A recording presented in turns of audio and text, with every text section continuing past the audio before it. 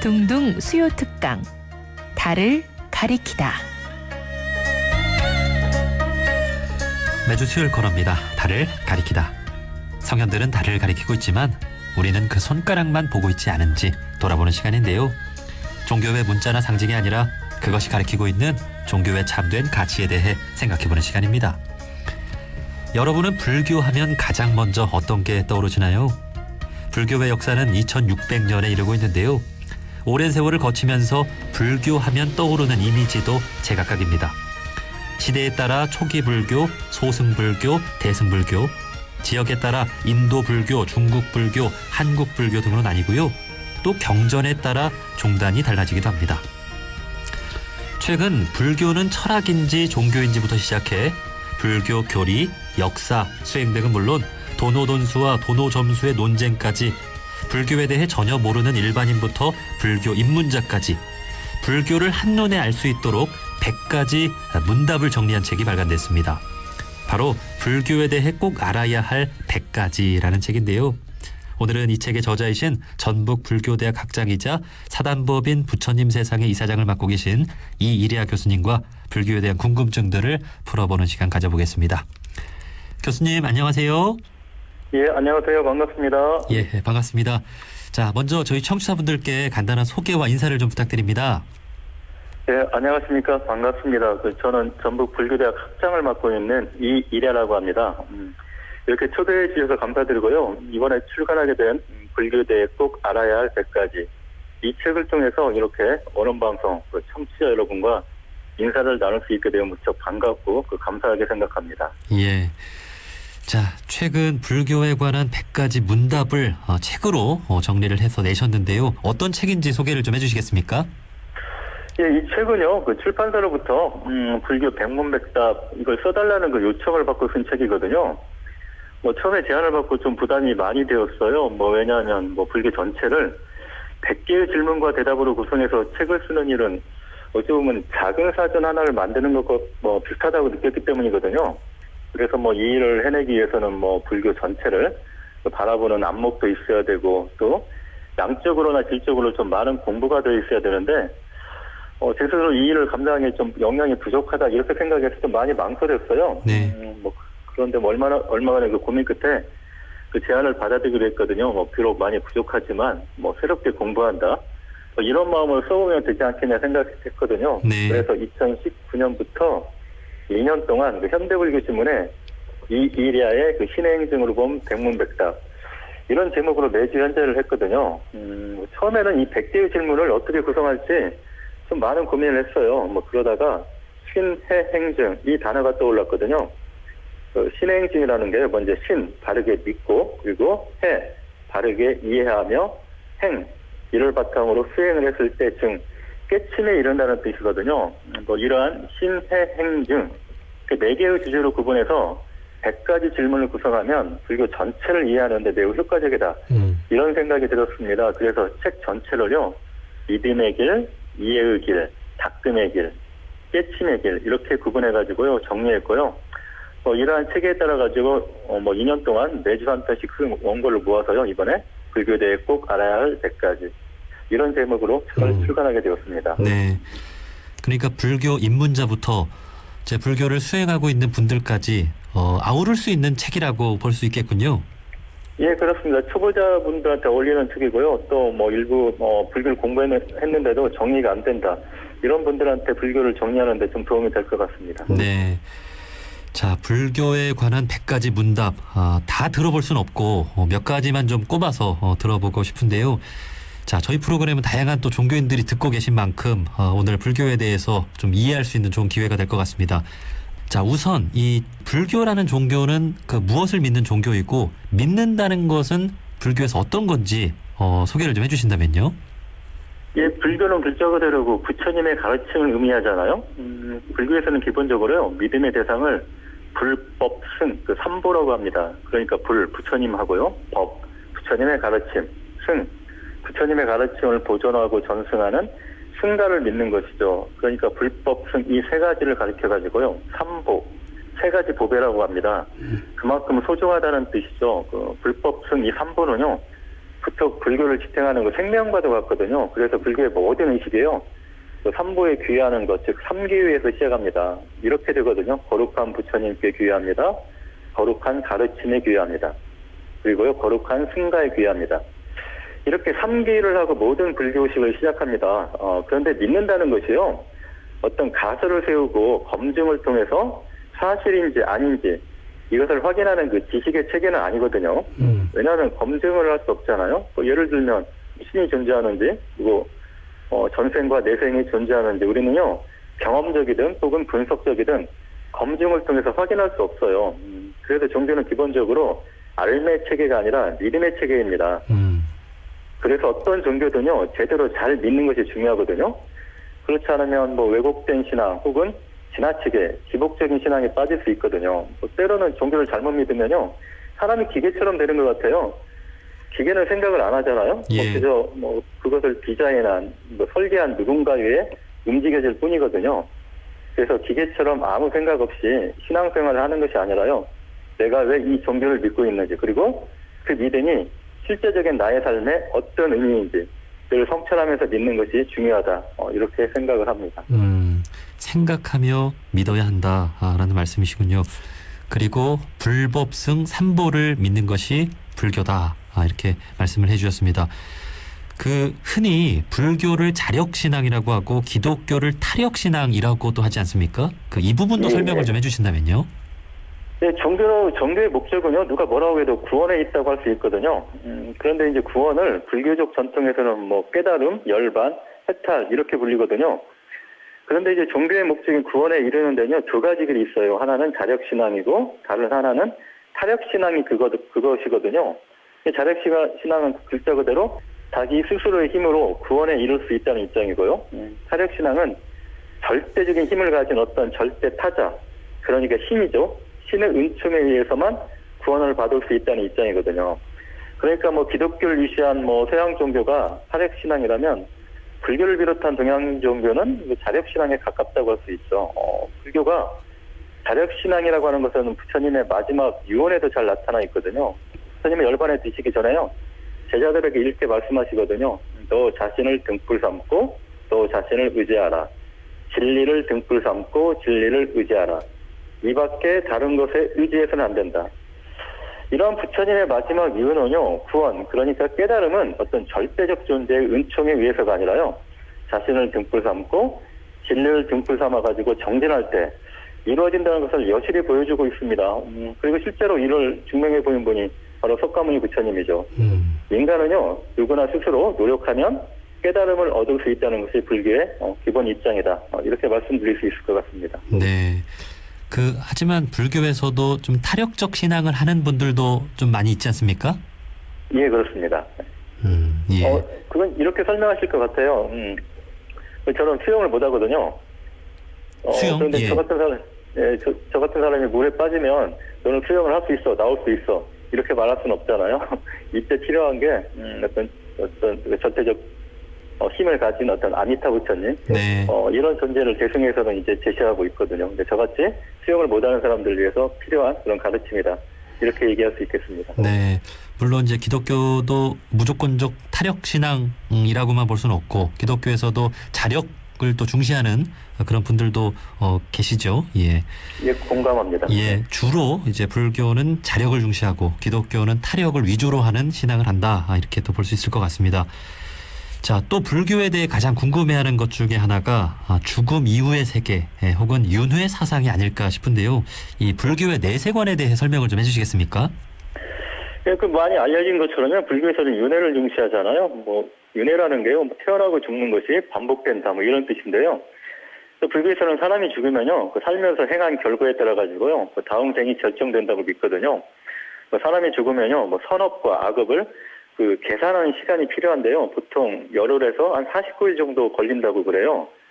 우리나라 절에서요, 49제를 지내는 이유도 여기에 있거든요. 이 49일 동안요, 한 사람의 전체적인 삶이 평가되고요, 거기에 따라 가지고 다음 생이 결정되는 것이죠. 우리가 흔히 알고 있는 육도 윤회, 그러니까 지옥, 악귀, 축생, 수라, 인간, 하늘이 바로 그것이죠. 말하자면요, 살아있을 때 선한 행위를 하면 죽어서도 선한 결과를 받고 또 현생에서 악한 행위를 하게 되면 내생에서도 악한 결과를 받는 그런 어떤 메커니즘이 작동하고 있는 셈이죠. 예.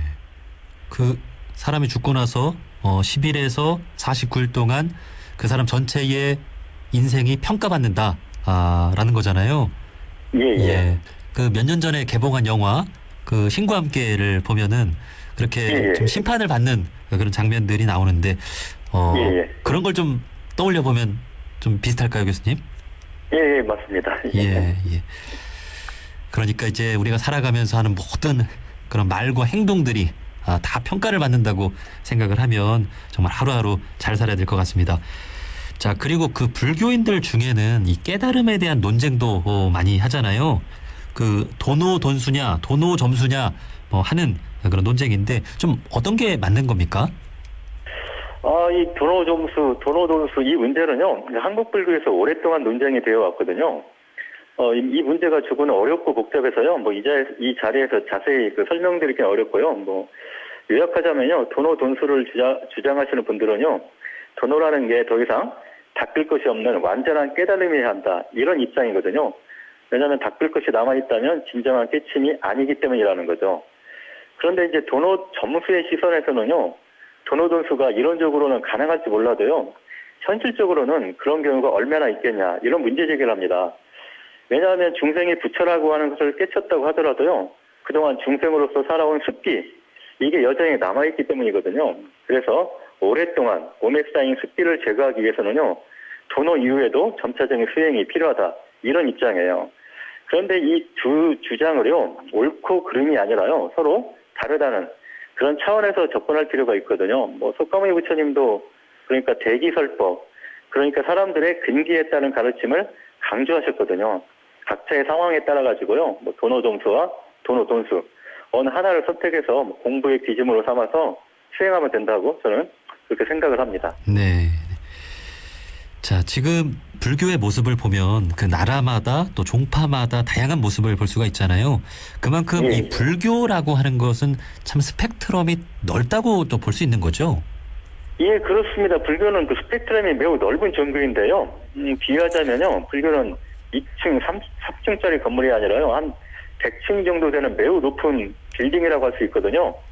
말하자면 불교는 2600여 년 동안 이어오면서요, 100층 정도 되는 매우 높은 붓답 빌딩을 세웠기 때문에요, 다양한 가르침이 존재합니다. 예를 들어서요, 불교라고 하는 이름 앞에 수많은 수식어가 붙는 것만 봐도 알 수 있거든요.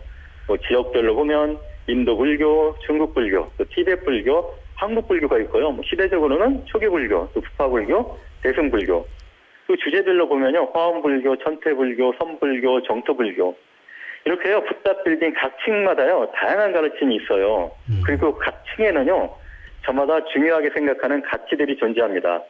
종파마다요, 중시하는 경전과 그런 수행 방식이 있다는 뜻이거든요. 예를 들면 화엄종에서는요, 화엄경을 중시하고요, 천태종에서는 법화경을 중시하는 것처럼 말이죠. 그런데요, 빌딩 안에만 있으면요, 금강경, 법화경, 화엄경 이런 특정한 경전이나 또 가나선, 묵조선, 윗바사나 이런 자신들의 수행 방식만 제일이라고 하는 오류에 빠질 수 있습니다. 그렇기 때문에 때로는요, 붓답 빌딩이라고 하는 건물 밖으로 나와서요, 불교 빌딩이라고 하는 전체를 조망해 볼 필요가 있습니다. 그래야 초기 불교는 1층에 있고요, 대승불교는 한 10층 정도에 있고요, 선불교는 한 90층 정도에 있다는 것을 한눈에 볼 수 있는 거죠. 그리고 내가 지금 몇 층에 있는지 알 수 있고요. 그러면 편견이나 선입견 없이 불교 내의 다양한 종파들의 신앙도 충분히 이해할 수 있을 것이다, 이렇게 생각을 합니다. 네. 그러니까 불교 전체를 볼 수 있는 안목, 이렇게 넓게 볼 수 있는 안목도 필요하다는 말씀이시군요. 예, 그러기 위해서는 불교라고 하는 건물 안에만 있을 게 아니라 밖으로 좀 나와서 좀 전체적으로 조망할 필요가 있다, 이렇게 좀 보는 것이죠. 예. 자, 그렇다면 나라를 떠나서 또 종파를 떠나서 불교인으로 산다는 것에 어떤 공통점도 있을 것 같은데요. 이 불교인으로 산다는 건 어떤 거라고 생각하십니까? 불교가요, 여러 나라에서요, 조금씩 다른 모습을 보이고 있고요, 또 여러 종파가 있다는 것은요, 문화적 다양성이라고 하는 차원에서 충분히 이해할 수 있는 부분인데요. 예를 들면 삼각형도 정삼각형이 있고 직각삼각형 등 여러 모양이 있잖아요. 하지만 삼각형의 본질, 그러니까 각이 셋이고 또 세 각의 합이 180도라고 하는 본질은 삼각형의 모양이 아무리 다양하더라도 변하지 않거든요. 마찬가지로요, 불교도 다양한 모습을 하고 있지만 불교가 깨달음과 자기의 가르침이라고 하는 것은요, 나라나 종파를 떠나서 변하지 않는 본질과 같거든요. 그러니까 불교인, 불자로 산다는 것은요, 부처님의 가르침인 연기의 진리나 혹은 무상, 무아, 이러한 가르침을 깨치기 위해서요, 열심히 수행하고 또 이를 통해서 자신의 일상 속에서 자비를 실천하는 삶이다.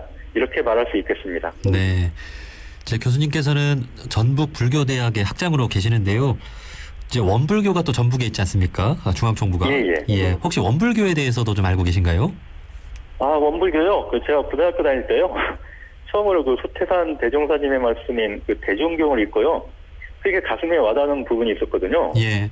그것은 뭐 원불교의 그 캐치프레이즈라고 할 수 있는 그 물질이 대벽되니 정신을 대벽하자. 이 말씀이 그때 굉장히 좀 가슴에 와닿았거든요. 이 말씀 처음 듣고요. 너무 멋지더라고요. 이 말씀은요, 인류 역사상 요즘이 뭐 최대의 물질적 성취를 이루었는데도 불구하고 오히려 자기 상실의 그 늪에 빠지고 있는 이런 요즘에 더 큰 의미가 있는 것 같은데요. 제가 이제 불교대학 학장으로 취임하고 나서요, 방학 때마다 하는 일이 있었거든요.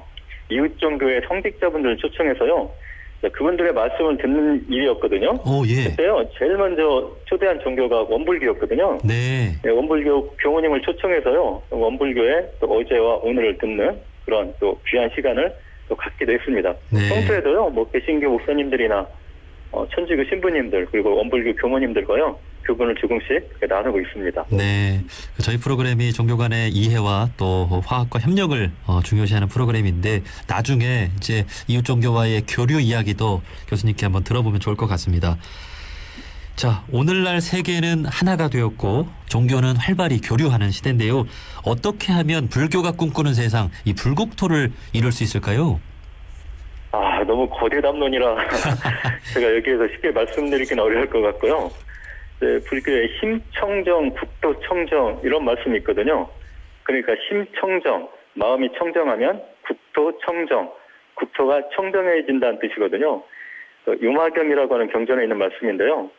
결국 우리가 꿈꾸는 불국토라고 하는 것도요, 어디 멀리 있는 세계가 아니라요, 우리들이 다 같이 마음을 좀 청정히 함으로써요, 나와 다른 신앙을 갖고 있는 분들을 존중하면서 살아가면 우리가 사는 세계가 청정해지고 불국토라고 하는 게요, 뭐 그럴 때 찾아오는 파라다이스, 어쩌면 선물과 같은 곳이지 않을까, 그렇게 생각을 합니다. 예. 그 불교가 정말 다양한 그 층위가 있는 그런 스펙트럼이 넓은 큰 건물과도 같은 종교라고 말씀하셨는데, 역시 그 불교가 이웃 종교들과도 얼마든지 함께 할 수 있고 공존할 수 있는 그런 넓은 품을 갖고 있다는 생각이 듭니다. 자, 그런 취지로 저희 프로그램은 다양한 종교인들이 함께하는 그런 프로그램인데요. 마지막으로 이웃 종교인분들께 또 하고 싶은 말씀이 있다면 한 말씀 해주시죠.